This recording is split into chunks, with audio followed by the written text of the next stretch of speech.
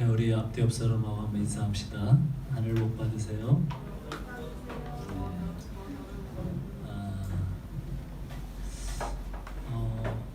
이제 예배를 이제 오프라인이 아니라 온라인으로 이제 같이 하려고 생각을 하고 있었는데 갑자기 서울과 경기 지역에서 코로나19 사태가 더 심각하게 번지고 있어서 아마 또 당분간 더 이렇게 인터넷으로 같이 예배를 드려야 될 것 같습니다. 오늘 청년들이 한두 사람 더 왔는데 이렇게 또 같이 와서 예배 드리게 돼서 감사하고 좋은 시간이 되기를 바랍니다. 같이 예배 드리는 온라인으로 예배 드리는 우리 춘천, 마석, 호평 또 그 외에 또 전국 각지에서 같이 예배 드리는 귀한 형제들, 자매들 축복합니다. 오늘 말씀은 창세기 20장입니다. 20장 전체를 볼 건데요. 우리가 교독은 1절부터 7절까지 하겠습니다. 20장 1절부터 7절까지 제가 먼저 읽습니다. 아브라함이 거기서 네게부 땅으로 옮겨가 가데스와 술 사이 그랄에 거류하며 그 안에 사람을 자기 노예가 쓰며 그랄과 함께 생각하며 살게 되었더니 그날 밤 하나님이 아비멜렉에게 현몽하시고 그에게 이르시되 내가 데려간 이 여인으로 말미암아 내가 죽으리니 그는 남편이 있는 여자임이라. 아비멜렉이 그 여인을 거절하지 아니하였으므로 그가 대답하되 주여 주께서 배운 백성도 여자시나이까. 그가 나에게 이는 내 누이라 하지 아니하였나이까. 그 여인도 그는 내 오랍이라 하였사오니 나는 온전한 마음과 깨끗한 손으로 이렇게 하였나이다. 하나님이 그에게 이르시되 내가 온전한 마음으로 이렇게 한 줄을 알았으므로 너를 너가 내게 문제하지 아니하게 하였나니 너에게 가까이 하지 못하게 함이 이때문이니라. 다 같이 읽겠습니다. 이제 그 사람의 아내를 돌려보내라. 그는 선지자라. 그가 너를 위하여 기도하리니 내가 살려니와 내가 돌려보내지 아니하면 너와 내게 속한 자가 다 반드시 죽을 줄 알지니라. 아멘. 같이 잠깐 기도하겠습니다. 하나님 아버지, 저희의 생명이 되시고 저희를 살리시는 귀한 말씀 앞에 저희가 서 있습니다. 하나님의 말씀이 말씀되어지게 도와주시옵소서. 종의 부족한 입술을 가리시고 하나님의 말씀만 선포되는 귀한 시간이 되도록 인도하여 주옵소서. 예수님의 이름으로 기도합니다. 아멘. 우리는 지난주에 롯에 대한 이야기를 들었습니다.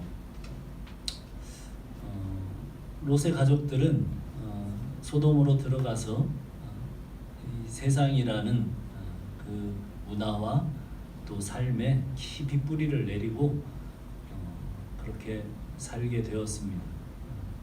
그래서 롯의 사위들은 장인이 하는 얘기를 장인의 복음이 무엇이었냐면 천사들에게 들은 고지였습니다.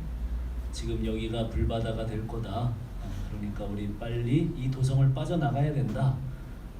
그런 이야기를 들을 때 그 복음을 영접하면 사는 거죠. 그래서 장인의 말을 진짜 믿고 같이 나가면 사는 건데 사위들을 어떻게 했다고요? 농담으로 여겼어. 농담으로 여겼다. 장인 어른 조카시네. 이렇게 했다는 겁니다. 물론 뭐 그들에게도 문제가 있었지만 복음에 그 귀를 닫고 있는 그들에게도 문제가 있었지만 장인이 평상시 살아왔던 삶이 소돔을 깊이 사랑하고 소돔에 사실은 고위 관직까지 올라간 터라 늘 소돔을 찬양하고 소돔의 삶을 정말 이렇게 아주 기쁘게 살고 있었던 장인의 말이었기 때문에 도저히 믿을 수가 없었던 거겠죠. 두 딸들과 아내는 그 이야기를 통해서 나가려고 합니다. 나가려고 나간 건 아니에요. 그렇죠? 천사가 지체하자. 누가? 롯이 지체를 합니다. 곧 멸하려고 하는데 계속 지체를 해요. 뭔가 미련이 많이 있어요. 그러니까 아예 손을 잡고 다 같이 그 성을 빠져나오게 합니다. 그런데 그 아내는 너무나 큰 미련을 갖고 있었던지 뒤를 돌아다 봅니다. 소돔에 대한 그 소돔이 주는 쾌락과 안락함 그리고 그 안정감 그 모든 것들을 뿌리칠 수 없었던 아내는 뒤를 돌아보고 소금 기둥이 되고 그렇죠. 그리고 롯과 롯이 이렇게 누구와 딜을 해요? 그 천사들과 딜을 합니다. 저기 산으로 가서 네 목숨을 구해라. 그러니까 산까지 못 갑니다. 여기 작은 성이 있지 않습니까? 이 작은 성에 들어가겠으니 이 성은 멸하지 말아달라고 이야기를 합니다. 그 성의 이름이 소알이었어요. 그렇죠. 거기는 작은 소돔이죠. 소알부터 소돔까지 땅이 물이 넉넉하고 땅이 아주 기름진 그것이었기 때문에 선택해서 갔던 바로 그 소알입니다. 천사가 허락을 합니다. 우리는 그런 소알을 갖고 있죠. 이 소알, 저 소알, 그 소알. 그래서 여전히 그 세상을 탐닉하고 그 세상 때문에 주는 그 모든 그 유익으로부터 자유롭지 못합니다. 롯은 결국 두려워서 산으로 도망가지만 그 산에서 언제 갖고 있었는지 그 난리 속에 포도주를 챙겨 나와서 포도주를 같이 먹고 두 딸과 동침하게 되고 그리고 모압과 암몬 자손을 낳았다는 기가 막힌 이야기를 우리가 듣게 됩니다.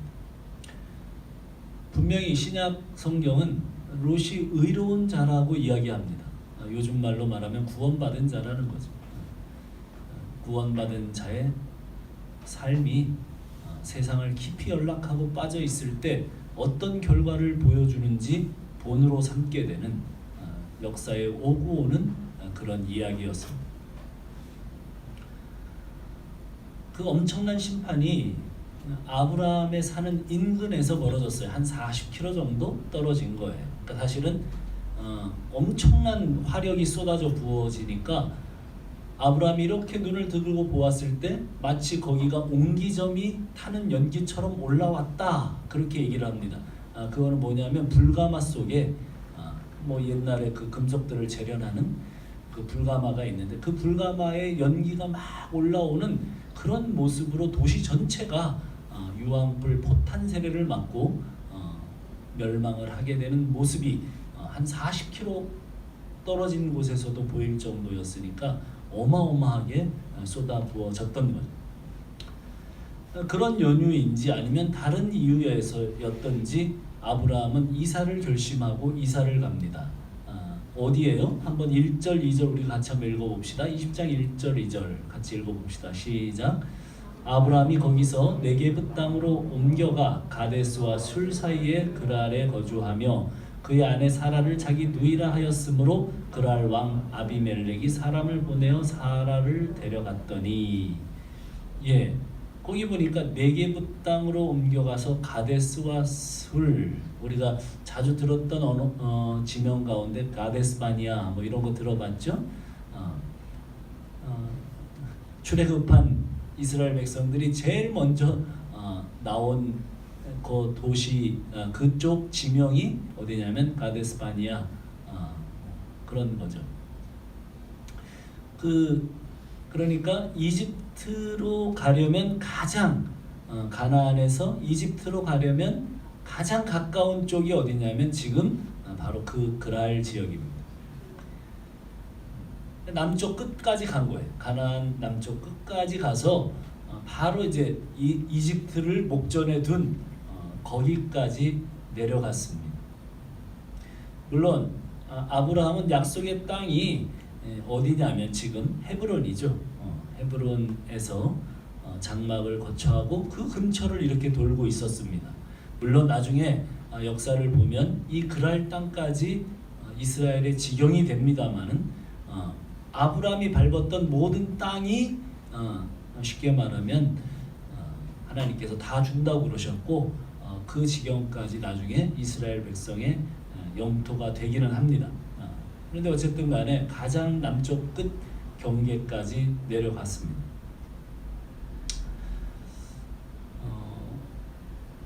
그래서 그 장막을 옮겨갔는데 그 지역에서 살게 될 때 아브라함은 거기서 창세기 12장에서 저질렀던 실수와 실패를 반복하게 되는 얘기가 오늘 얘기죠. 뭐라고 그랬어요? 자기 아내를 자기 누이라고 속입니다. 거짓말을 합니다. 그리고 그 사건으로 인해서 거기에 지역의 왕이었던 아비멜렉이라는 왕이, 그 왕명이에요. 어떤 왕명이죠? 이런 거예요. 이집트의 왕들을 뭐라 그럽니까? 파라오라고 그러죠. 성경에는 바로라고 나와 있고 똑같은 거예요. 이 가나안 지역의 왕들의 이름이 뭐냐면 아비멜렉입니다. 아비 어디서 들어봤죠? 아부 아버지, 멜렉 왕, 왕은 나의 아버지다. 뭐 이런 이야기죠. 그런 아비멜렉이라고 하는 왕이 그 지역을 다스리고 있었고 그 지역에서 뭐 옛날 왕들이 그렇듯이 이쁜 여자가 있으면 데려다가 아내를 삼죠. 근데 뭐 좀 이해는 안 돼요. 이제 90이잖아요. 사라의 나이가 90인데 또 이뻐서 데려갔다. 뭐 이런 것 때문에 성경학자들이 논란이 많아요. 아브라함은 180세를 넘겨 살았고 또 누구는 우리 사라는 120세를 넘겨 살았어요. 그러니까 뭐 요즘 나이로 환산해 보면 90이면 지금 120을 살았으면 얼마를 산 거예요? 우리가 요새 100세를 산다 그러면은 한 몇 세가 된 거예요? 한 6, 70 됐습니까? 이제 경수가 끊어지고 6, 70 정도 됐어요. 근데 6, 70 할머니가 얼마나 아름다울까? 근데 그 할미를 또 데려가요. 난제죠. 어떻게 해야 되나? 어쨌든 조금 저희 집사람이 이제 60이 됐는데 데려갈 만 하겠어요. 데려갈 만 하겠어요. 누가 정말 마음에 들면 그 정도 미모를 가진 사람이라면 데려갈 수도 있겠죠. 뭐 어쨌든 거기까지 완전히 다 추적해 볼 수는 없습니다. 어쨌든 간에 또 똑같은 실수를 하고 말았습니다. 그래서 그랄왕 아비멜렉이 사람을 보내서 사라를 데리고 갔습니다. 자, 아브라함은 지금 할례 언약을 받은 뒤죠. 그리고 이름이 달라졌어요. 아브라함에서 아브라함으로 달라졌습니다. 하나님께서 그의 존재가 완전히 달라졌다는 의미로 이름을 바꿔주셨습니다. 드디어 하나님의 자녀로 열국의 아비로 살게 되고 하나님의 선지자로서 제사장으로 소돔과 하나님 사이에 롯을 구하기 위해서 위대한 중보를 바로 전장에서 하던 사람이에요. 그런데 그랄 땅의 왕인 아비멜렉 앞에서 25년 전쯤에 자기 목숨을 살려고 했던 그래서 자기 아내를 자기 누이 동생이라고 하는 엄청난 거짓말, 그 거짓말을 또 똑같이 반복을 하고 있어요. 사실 그 24년 전에 파라오에게 사라를 누이 동생이라고 팔아먹었을 때는 저희가 그 본문을 보면서 자기가 죽으면 하나님과 언약하고 나왔잖아요. 뭘 언약하고 나왔어요? 너를 통해서 너의 자손이 하늘의 별과 같이 될 거다. 그리고 너의 땅이 뭐 이렇게 많아질 거다 뭐 이런 약속을 받고 나왔는데 그 언약을 했는데 자기가 죽으면 언약이 성취가 안 되니까 그냥 사례 네가 가라 뭐 이랬을 수도 있다고 생각을 해봤어요. 근데 24년이 지난 지금 사례는 어떤 상황입니까? 바로 전장에서 우리가 봤던 것처럼 아브라함의 아이를 1년 뒤에 낳을 것이다. 그런 고지를 받고 이제 그랄 땅으로 이사를 왔는데 또 아내를 자기 누이 동생이라고 속여서 팔아먹어요. 이거는 뭐예요? 이거는 언약을 염두에 둔 게 아니에요. 그렇죠?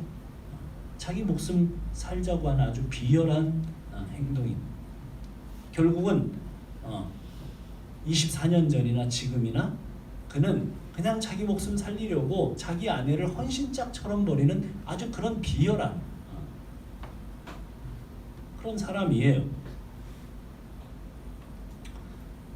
우리 교인들 중에 대부분 결혼 생활을 통해서 말로 아내를 괴롭히고 잘못된 행동으로 아내를 괴롭히고 들들 볶아먹고 제가 대표적입니다만 그러나 아브라함처럼 아내를 팔아먹은 사람은 없어요. 제가 참 이 본문을 보면서 정말 감동이 되더라고요. 오늘 아내들이 저희 아내도 지금 인터넷으로 예배를 드리고 있는데 정말 남편 손잡고 이렇게 말해줘야 됩니다. 뭐라고 말해줘야 돼? 정말 고맙다. 당신이 좀 못되긴 했어도 나를 팔아먹지 않았으니 고마워. 우리 형제들 오늘 지금 인터넷 앞에 서 있는 우리 형제 자매들 손을 잡고 우리 자매들 얘기해요. 뭐라고 얘기해? 고마워. 나 팔아먹지 않아서. 당신이 믿음의 조상보다는 조금 더 괜찮아. 이렇게 격려를 해주세요. 정말 위로가 되더라고요. 다 청년들만 있어서 썰렁하네요. 그래요. 성경에 친정 얘기는 나오지 않았지만 아니 내 딸을 데려가서 결혼하고 사는데 내 딸을 팔아먹어. 그러면 내가 장인 입장에서 그런 인간을 가만히 두겠는가? 다니엘 죽는다 그러면 그렇죠. 죽는 거지. 그거를 말이 돼요? 딸을 데려가서 팔아먹어? 자, 우리가 현대인의 성경 버전으로 제가 한번 읽어볼게요. 창세기 12장 10절로 13절 이야기를 그때 어떤 일이 있었던가 다시 한번 반추를 해봅시다. 그러나 가나안 땅에 심한 흉년이 들어 아브라함은 이집트에 가서 살려고 그쪽으로 내려갔다. 그런데 그는 이집트에 가까이 갔을 때 자기 아내 사례에게 이렇게 말하였다. 당신은 정말 아름다운 여자요. 이집트 사람들이 당신을 보면 당신이 내 아내인 줄 알고 나를 죽이고 당신은 살려줄 것이요. 그러니 당신은 그들에게 내 누이라고 말하시오. 그러면 당신 덕택에 내가 죽음을 당하지 않고 좋은 대접을 받게 될 것이오. 이게 원래 나왔을 때 계획하고 나온 거예요. 어디서? 하란을 떠날 때 이미 계획하고 나왔고, 그리고 이집트에서 그런 사건으로 파라오에게 아내를 팔아먹었고, 그 다음에 24년이 지난 지금 똑같이 아비멜렉에게 자기 목숨 살리려고 그렇게 했다는 거예요. 이렇게 얘기한 거예요. 여보 사례, 당신 정말 날 사랑하면 앞으로 이사 다닐 때마다, 옮겨 다닐 때마다, 밖에 나갈 때마다 나를 오빠로 불러줘. 그래서 너는 팔려가고 내 목숨은 건지자. 그래, 사례, 당신이 날 사랑하는 길이 그거야. 정말 목을 조르고 싶습니다.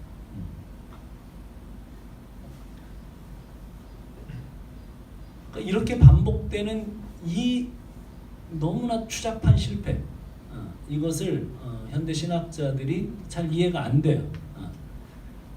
이렇게 똑같은 실수를 또 어디도 또 반복을 해요? 아들 이삭도 또 반복을 해요.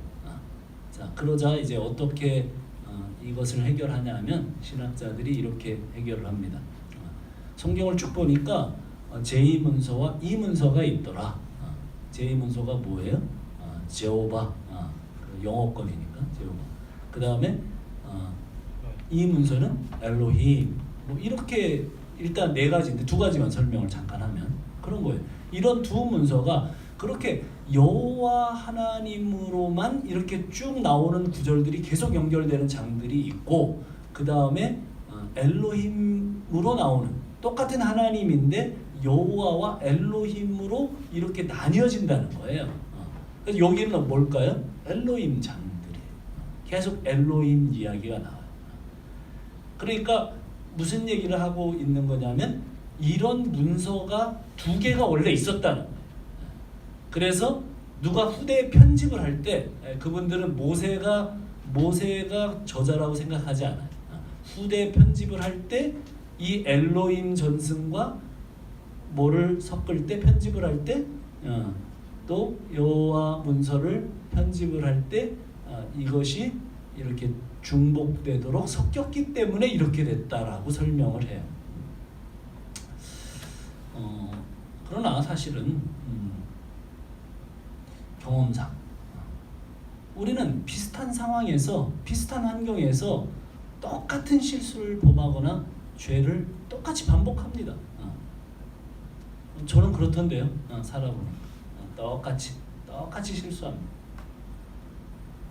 사실은 아브라함은 출발 때부터 이렇게 계획하고 30년 전이나 25년 전이나 지금이나 지금 이 아베멜렉 시점까지 변화된 것이 하나도 없습니다.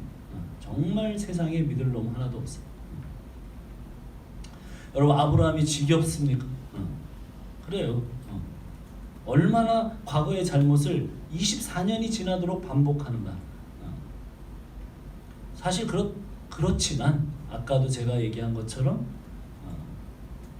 아브라함이 그렇다면 우리라고 별 수 있겠습니까? 근데 그런데 참 신기한 거는 뭐예요? 하나님이 별 말씀을 안 하신다는 거예요. 이렇게 큰 잘못들을 하는데도 하나님이 거기에 대해서 별 말씀을 안 하세요. 그냥 항상 리셋입니다. 참 편해요. 그냥 다 없었던 걸로 하고 다시 시작.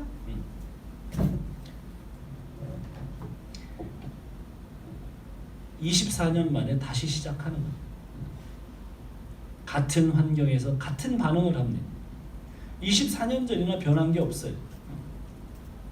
똑같은 환경이 생기니까 똑같이 반응을 합니다. 사실 얼마나 변하지 않습니까, 우리가? 우리가 얼마나 변하지 않아요.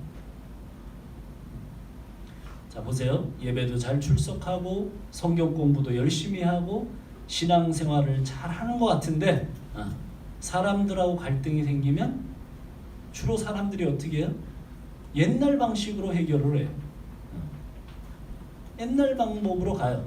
그냥 섭섭해하고 삐지고 피하고 도망가고 해결하지 않고 그렇게 합니다. 성숙되면 어떻게 합니까? 찾아가서 성경대로 권면하고 마음을 열어 대화하고 서로를 위해서 기도하고 양보하고. 그런데 문제가 붙으면 과거로 돌아가면 어떻게 해요? 과거로 돌아가서 그렇게 하려고 하는 사람은 24년 동안 배우지 못한 아브라함과 똑같은 사람. 두 가지 길이 항상 있죠. 배우지 못하고 죄를 반복할 때 나타나는 현상은 또 뭐예요? 다른 사람을 이용해요. 여러분, 최근에 위기를 모면하기 위해서 다른 사람을 이용한 게 언제예요? 생각이 안 나죠? 사실 우리는 자주 그렇게 합니다. 여러분은 그렇지 않을지 모르는데 저는 그래요. 자주 해요. 내 입장이 곤란하면 다른 사람을 팔아먹어요. 내가 하는 것은 환경이 그래서 어쩔 수 없고 제가 잘못하는 것은 잘못한 거예요. 또 제가 잘못한 것이고 또 목자가 잘못한 것이고 다른 지체가 잘못한 것이고 남편 아내가 잘못한 것이고 그런 말을 내가 했다면 구실삼아 넘어간 거예요. 이미 그 사람을 이용해 먹은 거예요. 내가 다른 사람들보다 사는 것이 힘들고 열등감도 있고 환경도 더 어려울 수 있어요. 그렇게 살 수 있어요.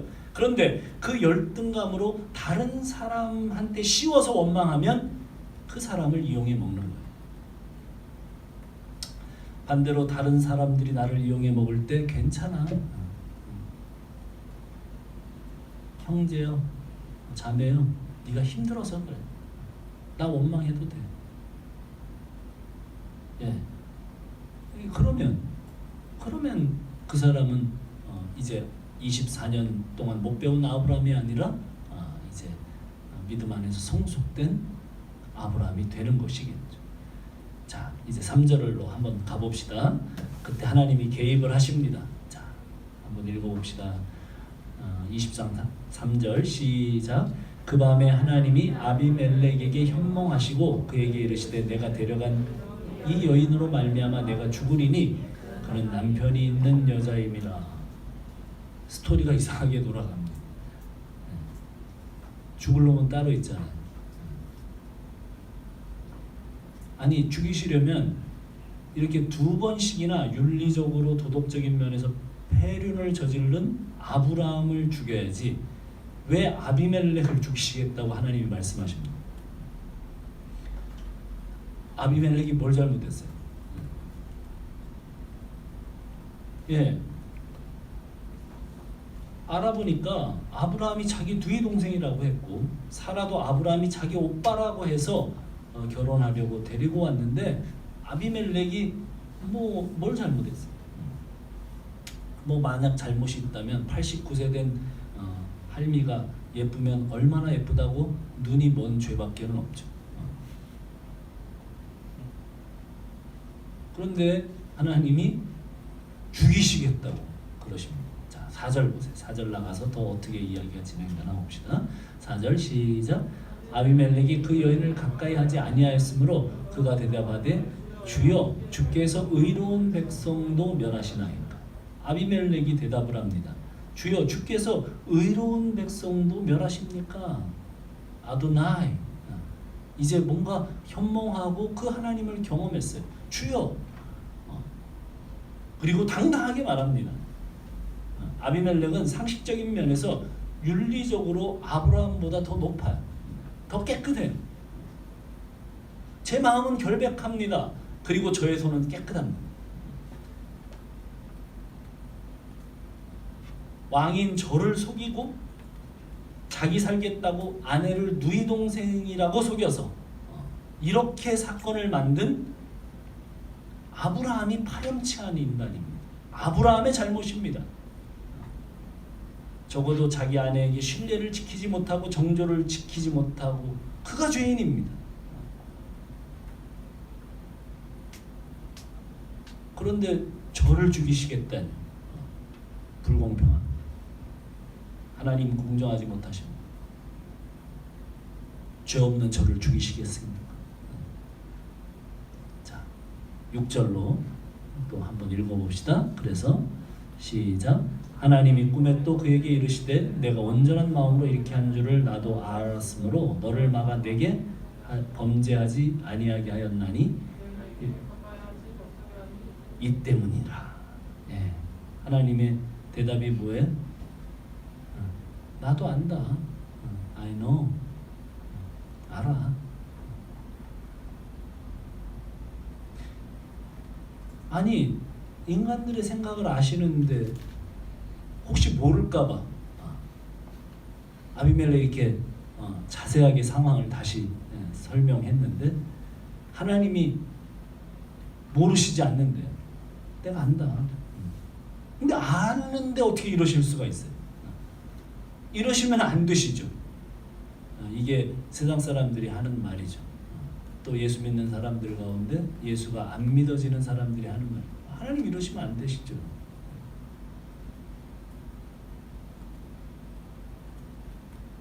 하나님 대답은 그래서 내가 너를 막았다. 그래서 내가 너를 사라에게 가까이 하지 못하게 했다. 이러면서 이제 7절로 나갑니다. 7절 같이 한번 읽어봅시다. 시작. 이제 그 사람의 아내를 돌려보내라. 그는 선지자라. 그가 너를 위하여 기도하리니 내가 살려니와 내가 돌려보내지 아니하면 너와 내게 속한 자가 다 반드시 죽을 줄 알지니라. 이제 돌려보내라. 무엇보다도 돌려보내지 않으면 어떻게 됩니까? 하나님이 24년 전에 아브라함과 한 약속이 실행되지 않아요. 이스라엘 백성들이 태어나려면 아브라함을 통해서 사라가 잉태가 되고 그 사라를 통해서 자녀가 태어나야 돼요. 돌려보내라. 그것은 이제 그 안에 있는 내용이고 하나님은 돌려보내라고 말씀하십니다. 그리고 뭐라고 말씀하셨어요? 그는 선지자다. 선지자가 뭐 하는 거예요? 하나님의 말씀을 전달하면서 주로 죄를 지적해주는 역할을 하는 사람이에요. 선지자가 히브리어로 뭐냐면 아주 외우기 쉬워요. 뭐예요? 나비. 나비가 뭐라고요? 선지자, 예언자입니다.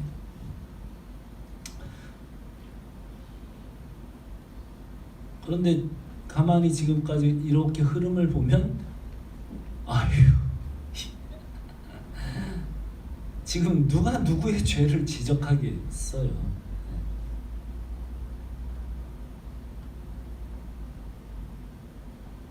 그렇죠? 아브라함이 지금 아비멜렉의 죄를 지적할 입장이 아닌 것 같아. 근데 하나님은 그냥 대놓고 선지자래요. 내가. 우리한테도 똑같아요. 우리가 선지자인 거 알아요? 우리가 선지자예요. 하나님이 우리를 선지자로 삼으셨어요. 주님께서 뭐라고 그랬어요? 너희는 세상의 빛이니 어둠의 빛을 비추는 자들이에요. 선지자예요. 세상이 우리의 삶을 보고 부끄러워지도록 깨닫게 하도록 그 죄가 깨달아지도록 우리의 삶을 두셨다고 말씀해요. 우리를 뭐라고 하는지 알죠? 너희는 세상의 편지래요. 세상 사람들이 그 편지를 뜯어보고 이게 그리스도의 편지, 그리스도로부터 온 편지구나. 우리가 한 사람 한 사람이 그리스도로부터 온 편지래.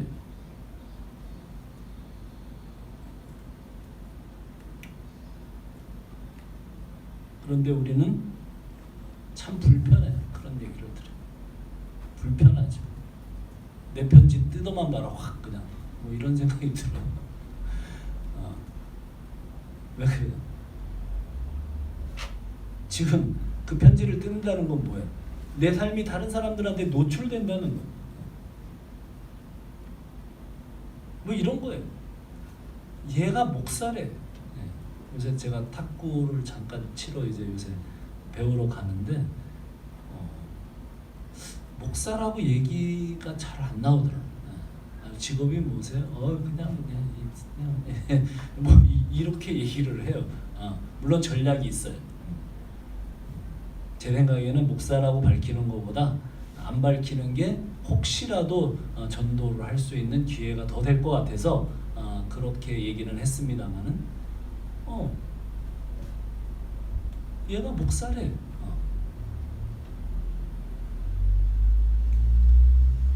다 삶을 노출시켜요. 그리고 하시는 말씀이 아브라함이 기도해서 아비멜렉 네가 죽지 않을 것이다. 기도를 받으려면 아브라함이 아비멜렉을 찾아가서 미안하다고 잘못했다. 나의 비겁함 때문에 당신 그리고 당신의 모든 족속까지 죽게 될 뻔했다고. 너무 미안하다. 오히려 당신이 날 위해 기도해달라고. 그렇게 마땅한데 잘못한 사람한테 찾아가서 기도를 받으라니. 아브라함이 잘못했는데 아비멜렉이 야단을 맞아요. 아비멜렉이 기도를 받아야 돼요. 사과는 아브라함이 해야 되는데 오히려 아비멜렉이 미안하다고 해야 된대요. 참 이상하죠. 자, 8절부터 그 얘기가 계속 어떻게 진행되나 봅시다. 8절부터 우리 한 10절까지 쭉 읽어봅시다. 시작. 아비멜렉이 그날 아침에 일찍 일어나 모든 종들을 불러 그 모든 일을 말하여 들려주니 그들이 심히 두려워하였더라. 아비멜렉이 아브라함을 불러서 그에게 이르되 내가 어찌하여 우리에게 이렇게 하느냐? 내가 무슨 죄를 내게 범하였기에 내가 나와 내 나라가 큰 죄에 빠질 뻔하게 하였느냐? 내가 합당하지 아니한 일을 내게 행하였도다 하고 아비멜렉이 또 아브라함에게 이르되 내가 무슨 뜻으로 이렇게 하였느냐?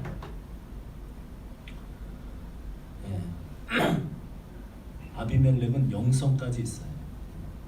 그 얘기를 하나님으로부터 딱 듣고 나서 바로 아침 일찍부터 일어나서 이제 자기 수하들을 자기 노예들 종들 다 모아놓고 신하들 모아놓고 모든 일을 다 말해줘. 그랬더니 반응이 뭐예요? 모두가 두려워해요. 사실 타락한 이 시대는 하나님을 두려워하지 않죠. 롯의 사회들처럼 농담으로 여기죠. 아브라함은 믿음의 조상이었지만 하나님과 약속한 자기 아내를 팔아먹어요. 도대체 두려움이 어디 있어요? 교회를 다니는 사람들이 도대체 하나님을 두려워하며 어디 있어요? 자기 아내를 포기하면 하나님과의 언약이 완전히 다 깨지는데 자기 목숨 어떻게 되는 것만 두려워했지 하나님을 두려움이 없어요. 사실 우리가 그렇게 살려요. 먹고 살겠다고 타협하고 거짓하고 죄를 짓고 세상 향락에 빠지고 시기하고 질투하고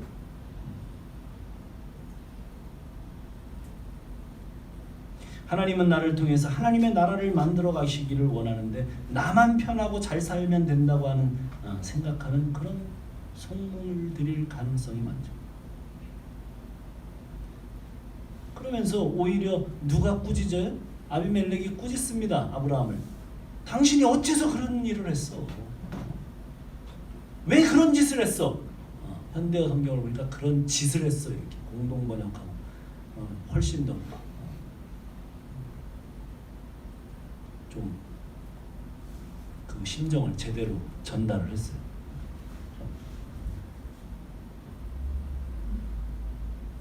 왜 그런 짓을 했어? 이런 얘기예요.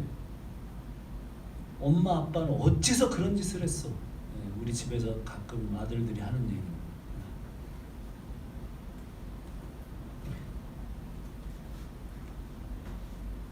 사라가 옆에서 그 얘기 들으면서 아주 쾌재를 불렀을 거예요. 어째서 나를 2번이나 팔아먹었어 이 인간아. 우리는 인생을 살면서 억울한 일을 당합니다. 내가 뭘 그렇게 잘못했다고. 지금 사라의 심정 아니에요? 그래도 난 당신을 사랑했고 섬겼고 당신이 해달라는 대로 다 해준 것밖에 없는데 나를 2번씩이나 팔아먹어 이 인간은. 당신은 어째서 그런 짓을 했어?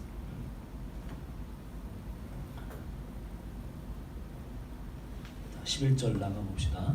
그래서 어떻게 되나? 자, 읽어봅시다. 시작. 아브라함이 이르되 이곳에서 하나님을 두려움이 없으니 내 아내로 말미암아 사람들이 나를 죽일까 생각. 정말 입을 막고 싶어요. 이곳에서 하나님을 두려워하는 사람이 없으므로. 그 앞절에 뭐라고 그랬어요? 실제로 왕도 하나님을 두려워했고 그 모든 수하들도 하나님을 두려워해요. 아브라함의 이 잘못된 판단은 도대체 뭐예요? 그래서 자기를 죽일 거라고 생각을 했대. 12절 또 그는 정말로 나의 누이로서 내 아내가 되었습니다. 이복 동생 맞아요. 그래 이복 동생인데 나의 아내가 됐어요. 그러면 동생이 중요한 거예요? 아내가 중요한 거예요? 아내가 중요하죠. 그런데 이렇게 하다 보니까 어떻게 하다 보니까 이렇게 얘기하게 됐대요. 내 이복 동생이었는데 결혼하다 보니까 아내가 됐습니다. 난 피해자입니다.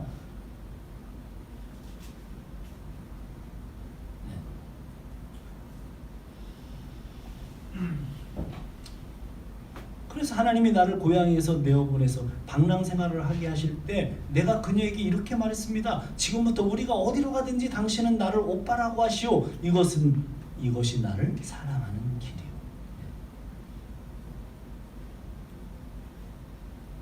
그게 현대어 버전으로 12절 13절을 읽은 거.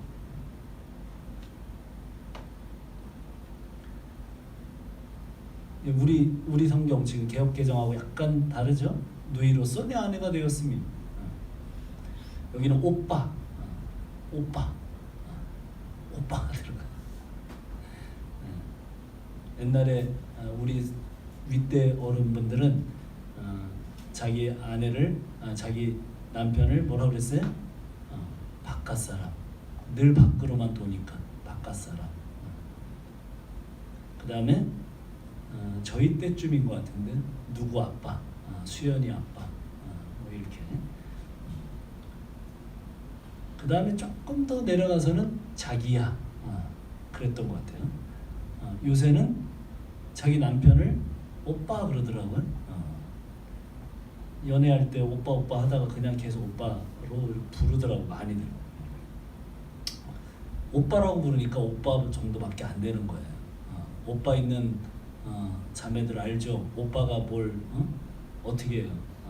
여동생을 위해서 희생하는 오빠가 어디 있어요? 다 자기 살기 위해서 자기밖에 모르지. 그러니까 오빠라고 그러니까 그냥 오빠처럼 하는 거예요. 오빠라고 그러지 말고 결혼하게 되면 여보라고 하든지 자기라고 하든지 그래야지. 보니까 저희 딸내미 사는데 보니까 와 뭐 결혼한 지 얼마 안 됐는데 바로 여보라고 그래. 되게 닭살이 돋긴 하더라고. 서로 여보 그러는데 그래도 여보가 맞죠. 예. 여보. 다 여보들을 만드세요. 여기 다 젊은이들 여보들 만들고 빨리들 결혼하는 게 성경적인 것 같아요. 여보 안 되면 뭐라 그래요? 죽은. 성경은 실제로 그렇게 사라가 그렇게 얘기를 하죠. 왕이신 나의 남편이시여 라고 하든지.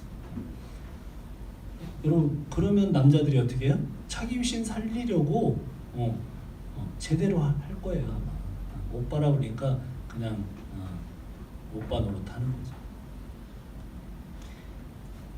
여보 당신 날 정말 사랑하면 밖에서 날 오빠라고 해. 그럼 당신 팔려가고 그게 정말 당신이 날 사랑하는 길이야.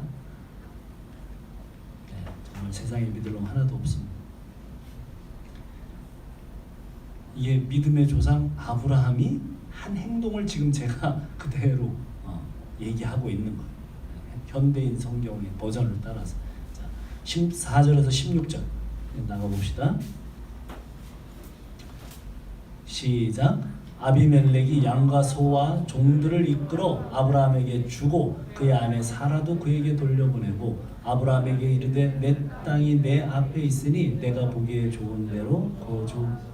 사라에게 이르되 내가 은 1000개를 내 오라비에게 주어서 그것으로 너와 함께한 여러 사람 앞에서 내 수치를 가리게 하였노니 내 일이 다 해결되었느니라.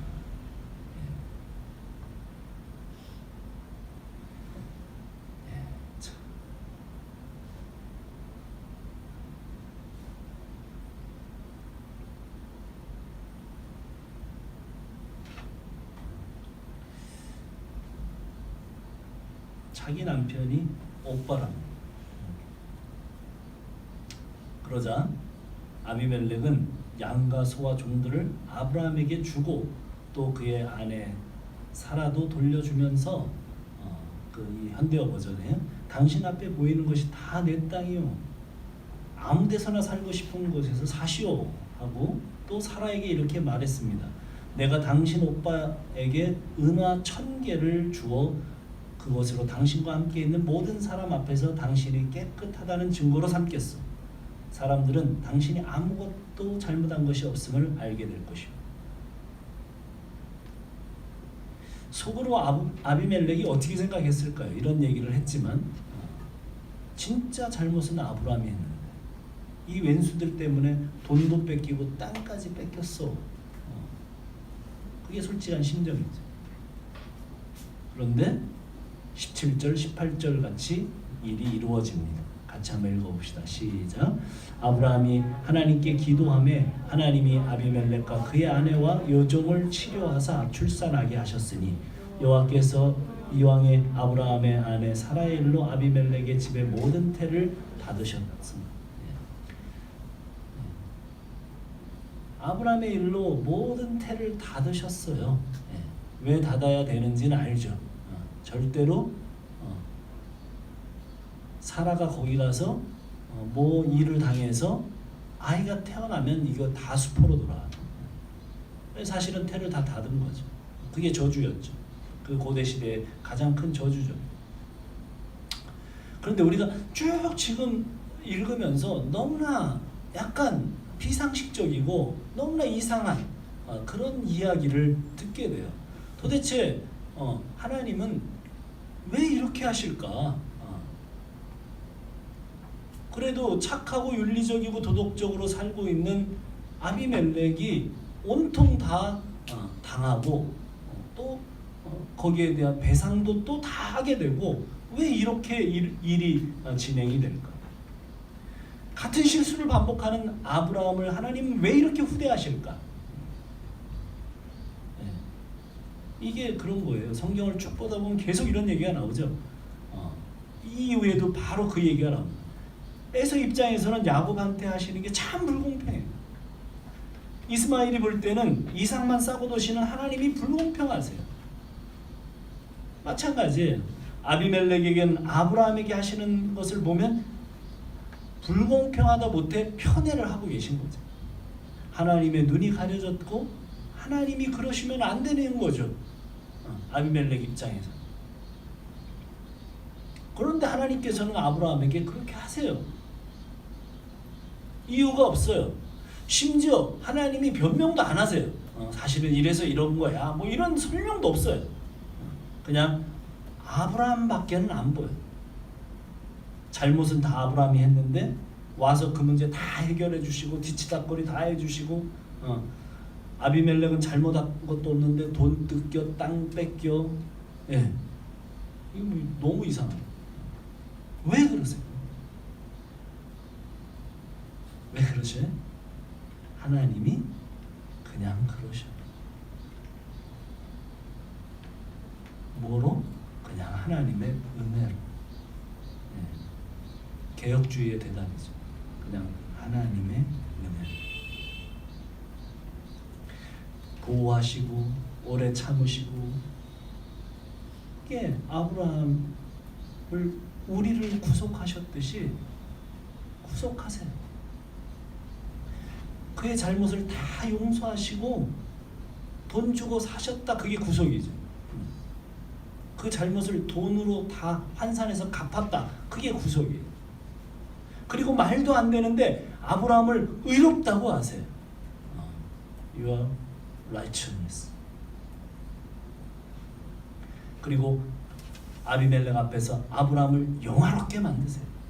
그런 예언자가 그런 선지자야? 건드리면 죽어? 무슨 얘기야? 걔 내 아들이야. 걔를 건드리면 네가 나를 건드린 거야. 그러면 너는 죽어. 그 얘기. 잘못은 아브라함이 했는데 알아. 나도 알아. 하나님 뭐라 그랬어요? 나도 알아. I know.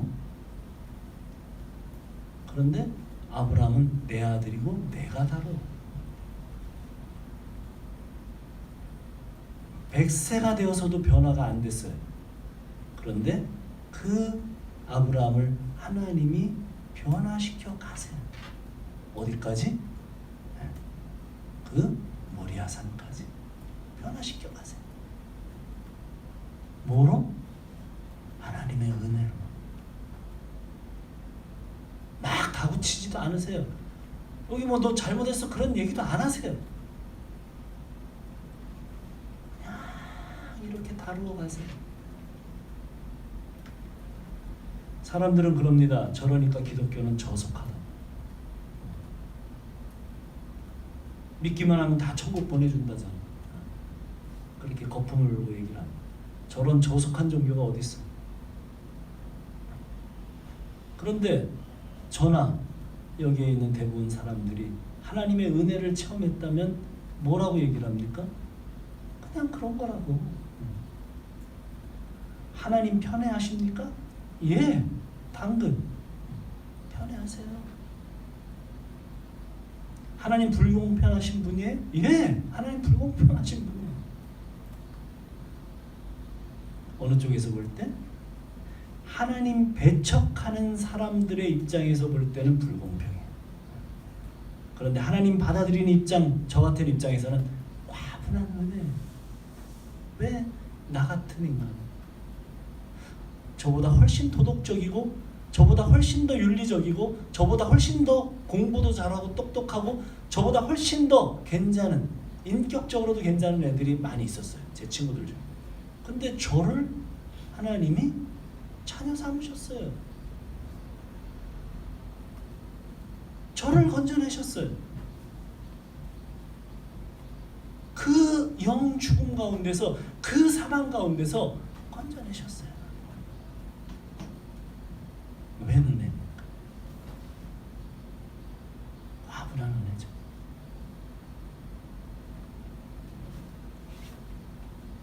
사실은 공평합니다. 왜 그래요?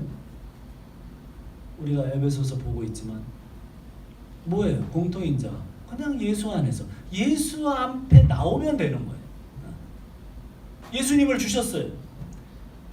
예수님을 주셨다니까요. 하나님의 그 아들, 독종자, 독생자, 그 외아들을 주셨다. 그래서 그를 믿는 자마다 하나님의 자녀가 되는 권세를 주셨대요. 주시고 누구나 공평하게 믿을 수 있도록 해주셨다니까. 그냥 나오기만 하면 돼요. 예수 믿기만 하면 너를 의롭다고, 의롭다한 너를 영화롭게까지 할 거래요, 하나님께서. 오늘도 죄와 허물 가운데 빠져있는 저와 우리를 보시고 또 사람들한테 그렇게 얘기하십니다. 제가 죄를 지을까요, 안 지을까요? 죄를 지어요, 지금. 근데 저를 보시고 뭐라 그래? 얘 이누기는 내가 편애하는 애야. 하나님이 그러신다니까요. 오늘 아브라함에게 아비멜렉에게 아브라함을 그렇게 얘기하시는 것처럼 얘는 내가 편애하는 애야. 내가 사랑하는 애야. 여러분, 하나님이 우리를 편애하시는 거 아세요? 뭐라고 하나님 말씀하세요? 내가 너를 지명하여 불렀다. 여러분, 왜 예수 믿는 집안에서 태어나게 하셨을까요? 또는 그렇지 않더라도 왜 예수 믿는 목사의 친구가 되게 하셨을까요? 목사 자녀의 친구가 되게 하셨을까요? 왜 그럴까? 하나님이 뭐라 그래요? 우리를 손바닥에 새기셨대요.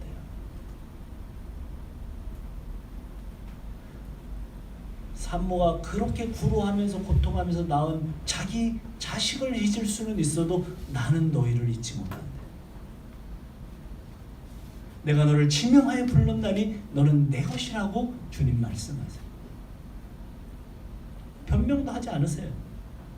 쟤는 내 자식이야.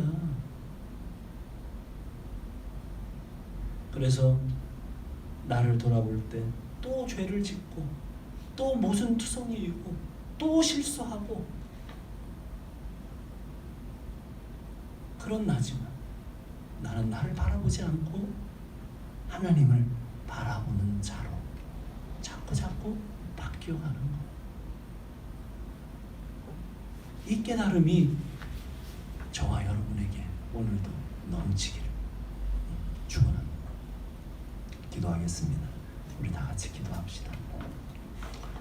그렇습니다. 우리는 아브라함처럼 똑같은 실수를 계속 반복합니다. 그렇지만 하나님은 계속 우리를 다루어 가십니다.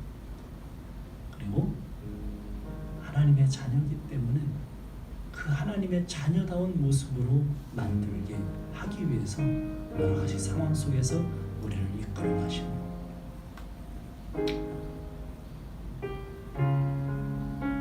그 하나님을 찬양하고 그 하나님께 우리의 사랑을 이야기합시다. 기도하겠습니다. 하나님 아버지 사랑합니다. 오늘도 우리를 부르시고 오늘도 우리를 인도해 가시는 하나님을 찬양합니다. 오늘도 말씀해 주시는 하나님 아버지 그 모든 것을 하나님 다시 또 복음을 듣게 하시고 다시 또 하게 하시고 하나님의 우리가 소원을 듣고 우리가 계속 하게 하실 것이며 또 말씀해 주실 것이며 그 상황을 인도해 가실 것을 믿습니다. 하나님 참으로 역설적인 이야기들 가운데서 말씀하시는 하나님을 만날 수 있도록 저희를 도우시고 저희를 보고 가운데로 초청하시는 큰 성도들에게 도와주시고 오 주여 인도하시옵소서. 하늘의 하나님께서 이 시간도 감옥하시고 이 시간도 성령으로 충만케 하시고 깨닫는 지혜와 계시의 영을 보여주시고 하나님의 은혜가 충만하도록 하나님 인도하여 주시옵소서. 오 하나님 인도하여 주시옵소서.